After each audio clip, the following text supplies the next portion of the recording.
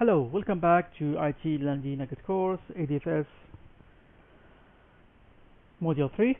We're still under the admin side of Module 3.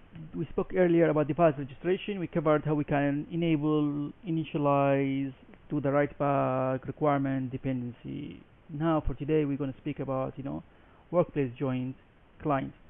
Workplace join is the same. The device registration feature was given from an end user perspective. In more recent edition of Windows, this refers as adding work account. It's very common now Windows 10.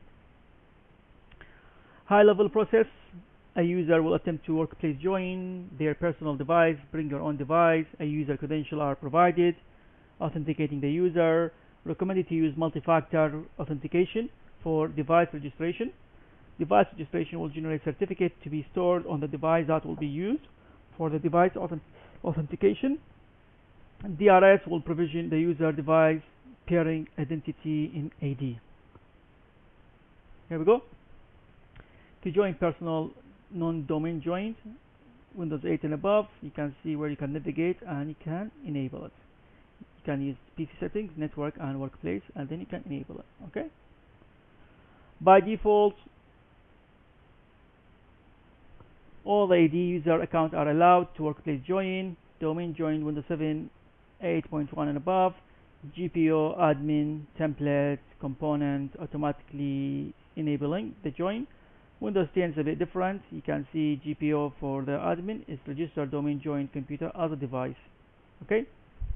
The difference between 8 and 7 and 10, you see the location, both under the admin, template, Windows component, not workplace join, device registration, register device. Okay. For Apple iOS 6 and above, again, you can use the browser to the over-the-air OTA profile page, and you can enroll your profile. You can use the redirect to ADFS login page using MFA required, and this will prompt. There we go. You can install the profile, and that should take care for you of the iOS. Now, what settings do we have? You can manage device registration service through PowerShell. You can see register additional UPN suffix, socket, SSL binding. These are the command links for the ADFS binding, either get, set, add, remove, update your device suffix. Okay? These are the policies I can manipulate with PowerShell. Again, device registration service policies per user, inactive garbage collection, service account identifier, and then the policy are managed with get and set ADFS device registration. Okay?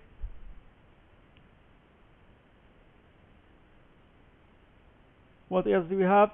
We have one more thing is around account lockout policy.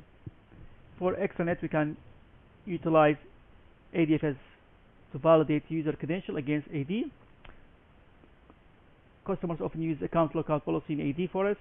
Together, this will prevent DOS attack against my environment by locking out the account. You can manipulate with the policy. Customers prefer to change the policy, default policy. ADFS include Extranet account lockout. It's an independent from AD account lockout to protect against brutal attack, and allow separate password policy for login, and you can make it independent.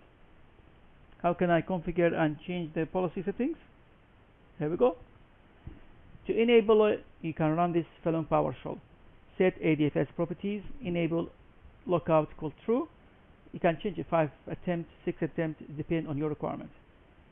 Set ADFS properties, enable lockout threshold 5, and then after 60 minutes you allow it the time span, which means I try 5 attempts.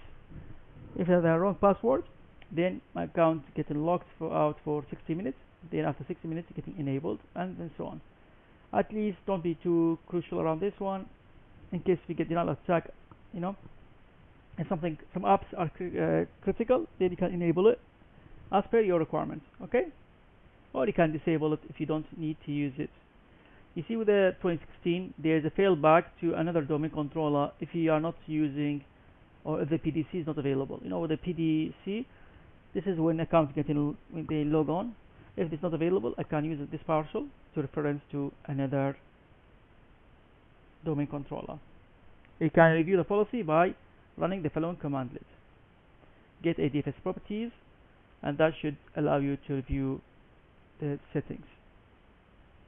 Okay, let's recap this part. You are familiar with device registration. You've been able to verify the registration prereq, initialize, workplace join, and manage the workplace. And then we did account lockout.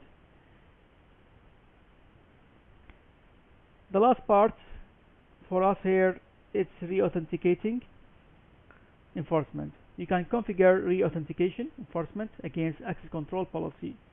This is the tick box you can tick. Re-authentication enforcement force users to authenticate to relink party app every time they access it. It can also be called as fresh authentication, so no caching. This tick box you tick it, which means you always need to re-authenticate.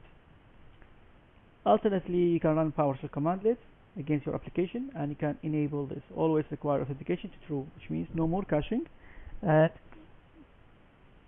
they need to re-authenticate every time they want to use it. That's all what I had for you for today, and I shall see you in the next section. Goodbye.